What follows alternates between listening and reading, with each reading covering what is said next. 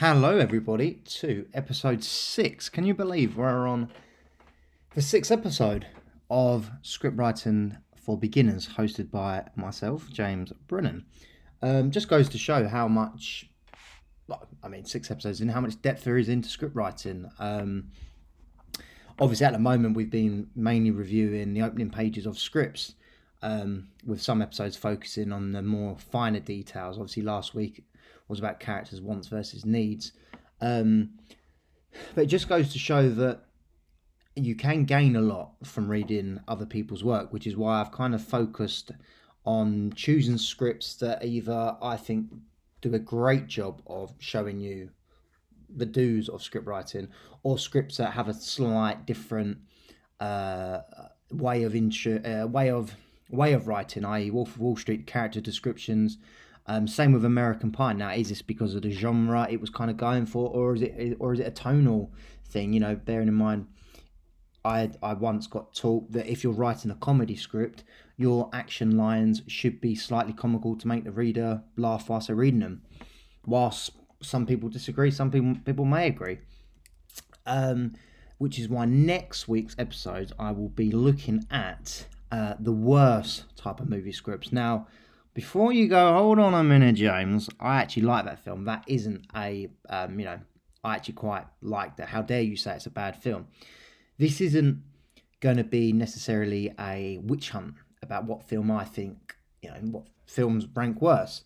It's purely perhaps a script that maybe the script was at fault for why a film did badly. And they are sometimes quite tricky to find online. So if I cannot find any, I will be just writing instead sentences of bad examples of basically write my own bad movie script for about 5 pages if I can. If not, I'll try to find some movie suggestions. And again, if you have any suggestions, please comment on the YouTube videos. Please like and subscribe and all that jazz. Let's get into it. Right, episode 6.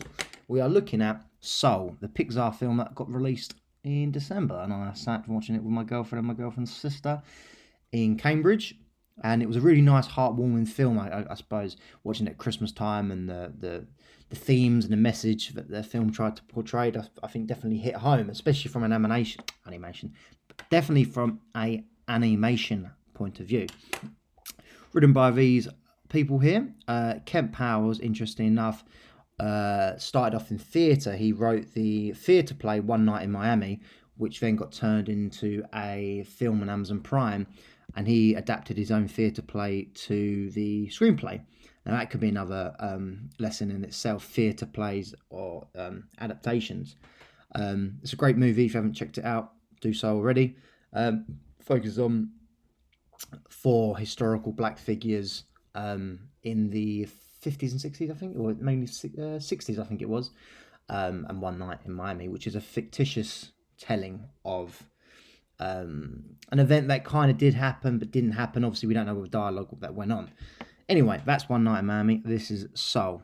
Now, the reason I wanted to do Soul was not only because I actually really enjoyed the film, because I like jazz. I felt I wanted to try to see, there may not be, so don't say that there are. I want to see if there's any differences between an animation script or a script for live action with humans. There's another sip of coffee. I'll be surprised if there are, but who knows? And as you can see here, it's a draft. A bad middle school band plays the Disney logo theme once it ends. Now that's interesting because they don't necessarily have to go into detail what the logo is. Everyone knows it's the Disney logo theme. Now, bearing in mind, this can only be really written by people who are who have the legal rights to write a Disney film. You can't just stick a Disney logo film if you're writing something that may not ever be made by a Disney collaboration. Once it ends, Joe off screen.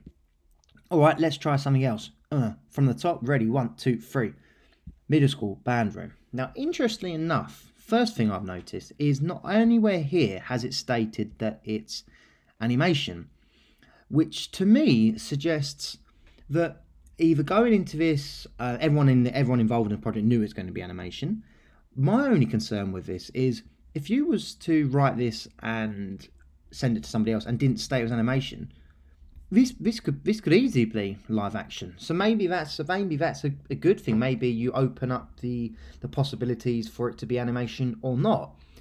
Even when what happens with Joe later on, when he goes into the in between world, that could have been done in CGI and cartoon, a bit like what was like a Roger Rabbit type esque. But at the moment, we assume that this guy is a live action person.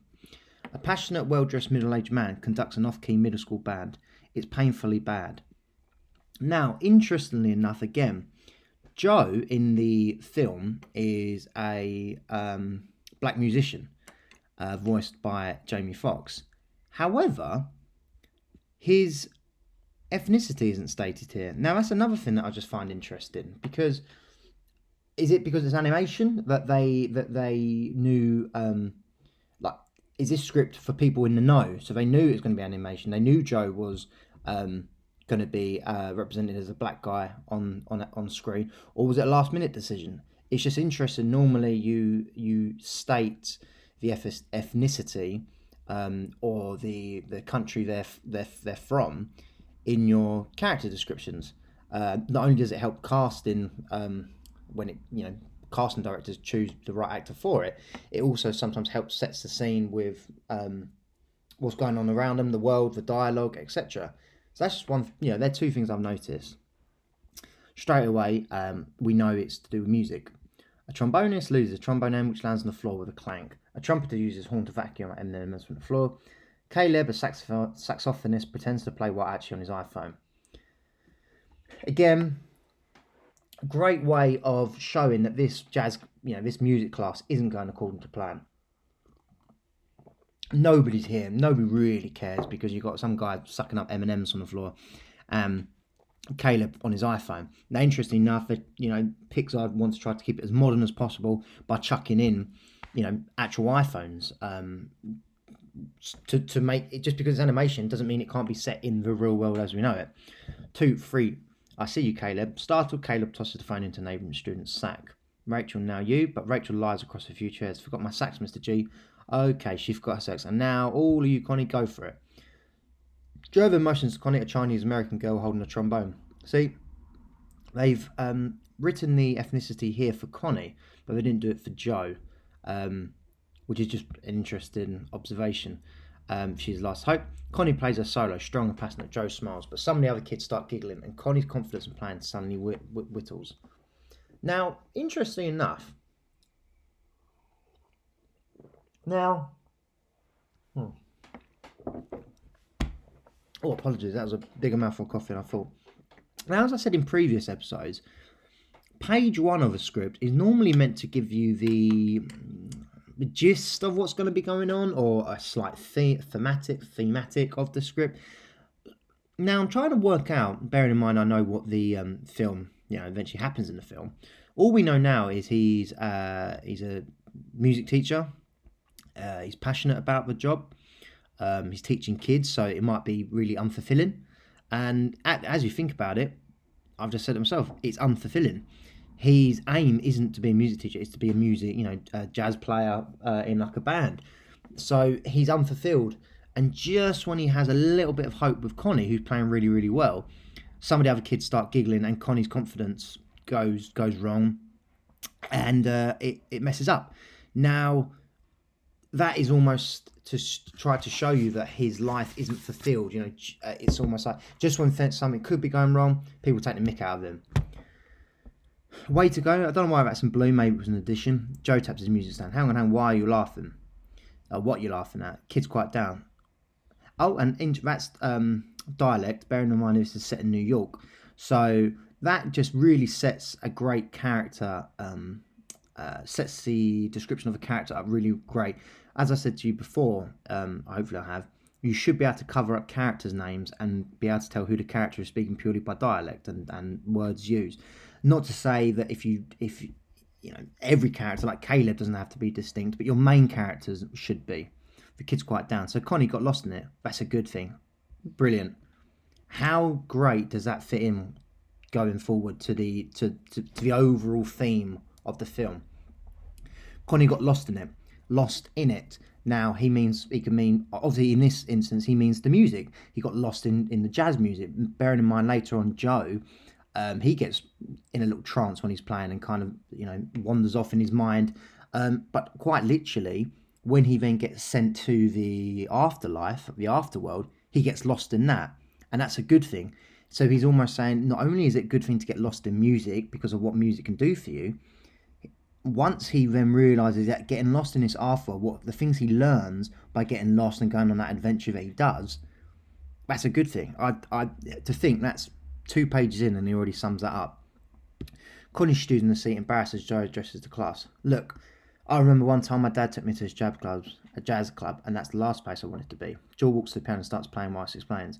But then I see this guy, and he's playing these chords with fourths on it, and then with the minor, then he adds the inner voices, and it's like he's singing. I swear the next thing I know, it's like he floats off the stage. That guy was lost in the music, he was in it, and took the rest of us with him. Now, that just beautifully sums up what Joe's personality is like. Can't get better than that. And like, I want to learn to talk like that. That's like what I knew. Meaning talk jazz, basically. Connie knows what I mean, right, Connie? I'm 12. Brilliant. It great little bit of comedy. It kind of cuts Joe's point quite short. And it also could reaffirm maybe Joe overthinks music, but what he's trying to teach these kids at the time isn't really working, because that they are 12. Are they going to think that deeply about it all? I'll be right back. Practice your scales. Not much description about the principal, which is interesting. Sorry to interrupt. Hey, not you though. You're good. We shouldn't leave. He's not. Bit of banter. What can I do for you? I want to deliver good news personally. She hands Joe a letter. No part-time party. You're now a full-time band teacher. Job security, medalship, pension. Wow. That's great. Interesting. Now, the ... here implies that Joe isn't happy. It's such a subtle way, but when you read that, I want to deliver the good news personally. She hands Joe a letter. No more da. Wow, that's great. It's a great way of contrasting the news received, because you could say, wow, that's awesome. Joe then screws the letter up and puts it in his pocket. Now you kind of, by that action, you would know that he's not happy. But it's what people do in real life. That's great, but you don't actually mean it. And the ... is used for that moments of pause, thinking, right, I need to think of a word here that, shows I'm grateful, but I don't want this to be my life. Welcome to the MS-70 family, Joe, permanently. Thanks. Joe forces a smile. Now, if you weren't so sure about this line, that just reinforces it. Joe forces a smile. He's not happy. He re-enters the classroom and sadly looks at the wall, covered with photos of jazz greats. He is unfulfilled. That is the theme. In 4 pages, that is the theme. Goes to a tailor shop. Interestingly, here, now normally in live action films and scripts, you shouldn't state the relationship status of whose characters are who, unless there's loads, because you should be able to. We should know that Liba is Joe's mum by something that he's going to say. Yeah, hi mum, as simple as that. So writing Joe's mother seems a little bit interesting, to be honest, to me. It almost not needed, however, we roll. The assistants work away at sewing machines. Joe's fallen his line and drew poorly. After all these years, my prayers have been answered. A full-time job. Now, the assistants... So this goes to show that the mum has been worried about Joe for all this time, because, a full-time job. I've been worried sick after all this time. The assistants just, are grateful. Are they just saying it because she said it? Maybe. Again, yeah, but mum, bearing in mind Joe is middle-aged, so the fact is he's still hanging around with his mum and doing laundry is just shows you again Joe's character. Joe rolls each piece of clothing and places it in the basket. You're going to tell them, yes, right? Don't worry, mum, I've got a plan. You always got a plan. Interesting. Bit of banter. That relates to that. makeup I never hurt. Joe, we didn't struggle giving you an education so you could be a middle-aged man washing your underwear and my soap. So she wants him to do great. She just doesn't know what necessarily Joe's path in life is. That, again, because it's Pixar, it's just getting across that it's a comedy film. Yeah, but Joe snatches underwear and throws him back in his basket. With his job, you had to put that dead-end gig in behind you, and Lord knows we need more teachers in the world. And just think, playing music will finally be your real career. Interesting. Now, this is... No one supports Joe in that sense, because they still think that his music choice in teaching is the wrong move, and we're establishing this kind of relationship with his mum where she's supportive, wants the best for him, but equally it's time to get a grip now, Joe. You know, you're middle-aged, being a teacher, I don't care if you don't want it, it's an income, you've got to do it. Joe can see this as a losing battle, so you're going to tell them yes, right? Like, Joe's about to protest, please say yes. That's great. You know, just his random character who's a customer just piping in, he's been listening, but instead close. Yes, definitely. Good. Hello. How have you been, Miss G? It's Curly Lamont Baker. Hey, Curly, hey, good to hear your voice, man. Listen, you can call me Joe now, Curly. I'm not your teacher anymore. Okay, Miss Garden. Hey, look, I'm the new drummer.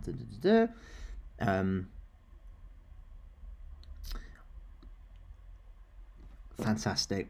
I had to take a pause then. Fantastic. Wow, I would die a happy man if I could perform with Dorothy Williams. Now, he does do that, doesn't he? He does. He does die.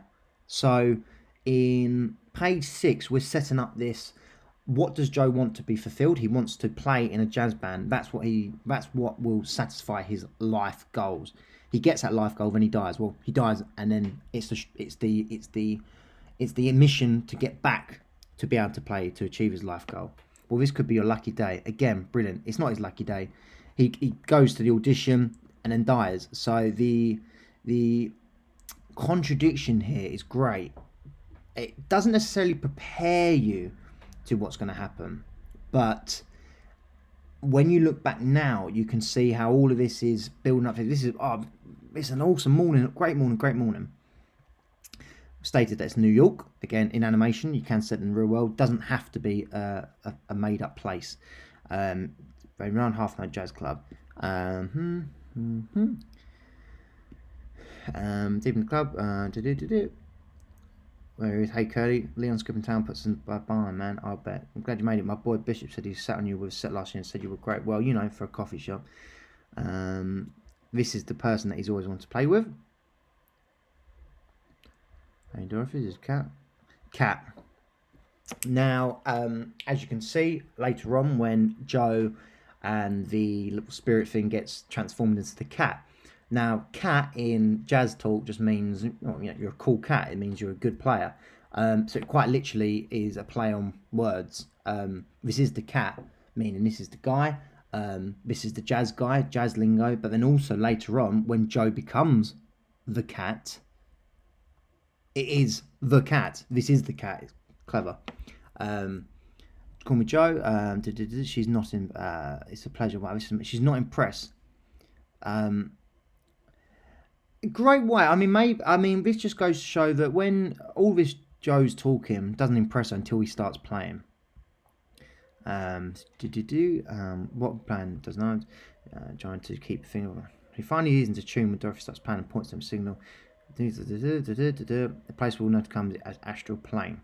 Now that is important for the future when he goes into that trance of playing. Joe Gardner, where have you been? She's changed her tune, if pardon the pun. After he goes into that trance, she says, "Where have you been?" Now again, that could be a foreshadowing of what's to come. Where have you been? Where have you been? Where have you been? You've been in this afterlife. You got a suit?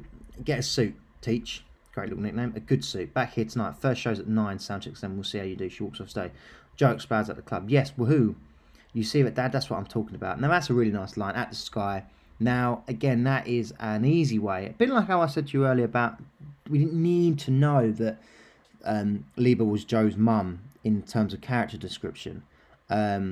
With this simple technique, looking at the sky, now unless his dad's in an aeroplane or a pilot, you know that he's dead. You see that, Dad? That's what I'm talking about.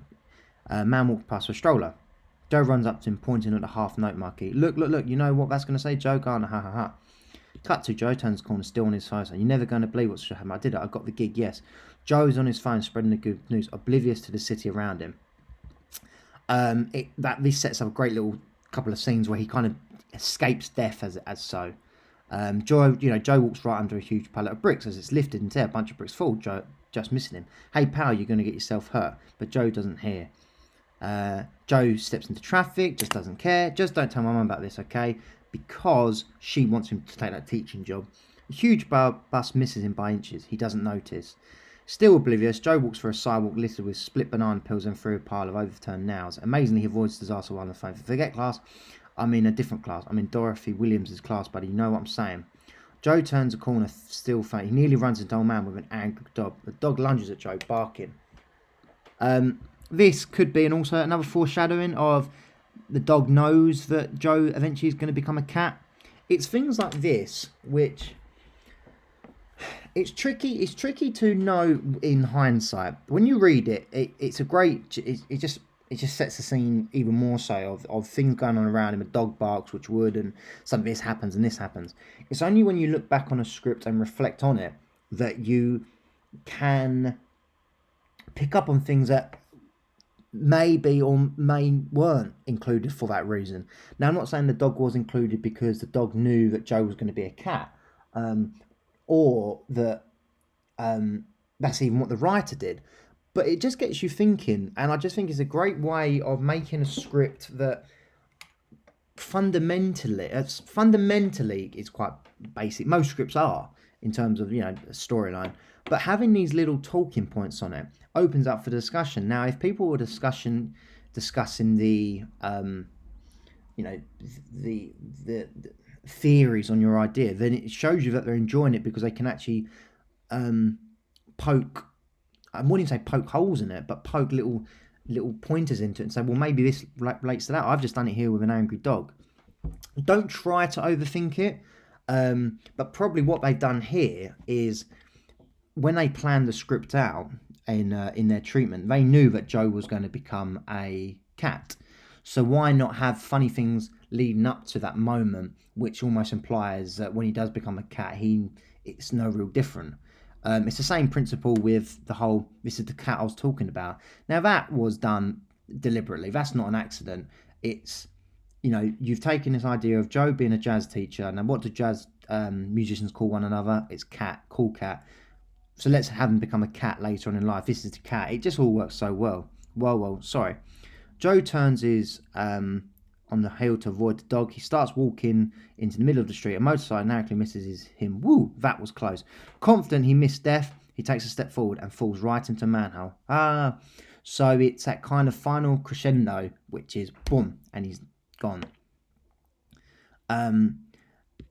Limbo sidewalk. Joe lands with a thud onto a moving sidewalk, akin to those in airports. He's now a luminous soul. Now, don't really go into much detail what a luminous soul looks like. This is because obviously when it comes to animation they can do whatever. But maybe it's just stated to know that he is different. So we know that the Joe that we've been on this journey, he looks somewhat different. Is it up to us to imagine what, before they created when you watch it, what they look like. In theory, you could imagine Joe just being the same looking guy, however you had it envisioned in your head, but just notice that his hands and feet are different, glowing. So maybe he's just a glowing self. The way they obviously created the characters was obviously a style choice, and a team of designers did that. But when it comes to writing, you can just be as blunt as that and allow the creative department to have their own fun with it. If you want something very, very, very specific, like his luminous soul, his head is twice as big as his body now, then say that. Otherwise, you're giving creative license to the people reading it to imagine what they're imagining. You can't dictate, but if you want to dictate, include it, which is why here includes his hands and feet are different glowing. That's the only real difference for me. But because I know what the character looks like in this dead world, I kind of find it hard to separate the two. So for me, I would have, had I have known what the creation of these luminous souls would look like, maybe write that in. What the? He looks around, confused. Hello? He looks to where the sidewalk is headed, a great white light in the near distance, the great beyond. What the? He turns and walks the other way, but the slide and walks out counteracts Joe's couldn't walk place. He looks beyond him, great beyond is still where Joe gasps, turns and runs. Hey, hello. In the distance, he sees Steve sings and Joe runs to him. Hello. Oh, what's your name, honey? I'm not supposed to be here. The other look, it must have been sudden for you. You see, Joe, I'm 106 years old, been waiting for this a long time. For what? The great beyond. The great beyond is in the beyond life, yeah. That's death right there. This beats my dream about the walrus. Exciting, isn't it? No, listen, I have a gig tonight, I can't die now. Well, I don't really think you have a lot to say about this. Yes, I do. I'm not dying the very day I got my shot. I'm due. Heck, I'm overdue. Nah, I'm out of here. Now, within 12 pages, we've pretty much got into the turning point of the entire idea. You've got this jazz musician who isn't fulfilled in life, finally getting his lucky break, then he dies. So now the journey is now going to be about how he comes back alive, but also how he still finds fulfillment in this afterlife. And all of that takes place in about 12 pages. Now, admittedly, there was a few things that were lacking. I would say a little bit more. Character descriptions weren't as in-depth, nor visual descriptions of rooms and stuff. And I don't know whether or not that's because it's animation or what. But if you think about it, when we look at the American Pie script, the theme was summed up in about 4 pages. This theme of Soul was done in about 2, with him basically saying about how much he loves jazz music, I'm gonna till I die sort of thing. Now, and yet they both probably hit the same turning point, roughly that same mark. But obviously by adding more character descriptions, and you do obviously pump up the page count slightly. But as long as you're in that rough same area of 10 to maybe 14 pages, I wouldn't say 15, 14 pages at a push, when your first turning point happens, which kickstarts the script into action. A great way of remembering how to do this, and an easy way to come up with ideas, is to state your premise and then chuck in a but when. So this would be Joe is an unfulfilled jazz teacher who dreams of who gets his chance at, he gets his lucky break, but when he accidentally dies and is transported to a different world, Joe must fight his way back. It's the but when that completely flips your idea on its head and gives you that contrast. But that moment of but when has to happen, I think, around about 11 to 14. I would say 15. It just seems a bit too late. That's why you can kind of read films in the moment of, right, we've introduced the characters now, we get that this character's like this, we get the world now he lives in, right, now what's going to happen? You can kind of see the format, and now the format hasn't changed even though it's animation, which is why I wanted to kind of roughly examine the opening pages, at least up to the turning point, I would say. I would say definitely check out the film if you haven't, and read through this script, especially because I'm assuming, I haven't read through it all, that there's going to be maybe more links to stuff going forward that we didn't think about, especially when he goes back to New York in his cat form. The one thing, a couple of things I just want to take out of this was that if you're going to write an animation script, don't be afraid to set it in real life, and you can just be as blunt as saying New York. It's not there; it's further down.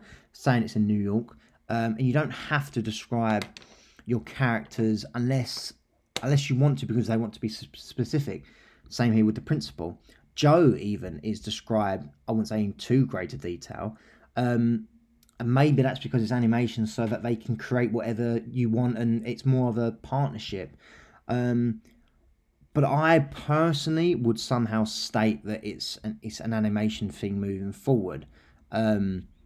Only because, as I say, reading this right from the start, you would have no clue that it's going to be animation, even with the Disney logo theme attached. And the language can still be the same. The language can still be aimed at addressed to adults, unless it's very, very, very, very, very young. Which this necessarily don't, which isn't necessarily this. And then finally, I would say still hit the same page marker. Just because it's for a younger audience or animation doesn't mean you have to be too descriptive or too wacky or too Tom and Jerry-esque. I mean, the scene in which Joe dodges all the problems, that's done quite snappily. That's almost like a montage, and it's, in a weird sort of way, it's believable in an animation sense. I mean, Tom and Jerry type comedy in animation isn't, but this is slightly believable. So I tried to say, keep your action sequences down, and be precise and describe when you want to. And if you don't want to describe it, then make sure you're happy for the audiences to create their own vision in their head. Because the last thing you want to do is write something, then your feedback you got was, well, I don't really understand how, not Joe in this, but how John's character was able to do that, because he's got wings. Well, I never knew John had wings, so you didn't say it. If it's relevant to your story and it's going to be a plot point or a way out of a plot point, then make sure you state that in animation. It's no different from saying, if you was writing something with live action, it was a dragon. Everyone knows what a dragon looks like, but if you want that dragon to be specified, saying it's a dragon with broken wings, therefore we know that dragon hasn't got the capability of flying. If you say dragon, we then assume, we put two and two together and assume that dragon at some point can fly, will be able to fly, it has the ability to fly. Only specify something if it's necessary to the storyline. And on that note, if you pardon the pun again, I'll leave you with that.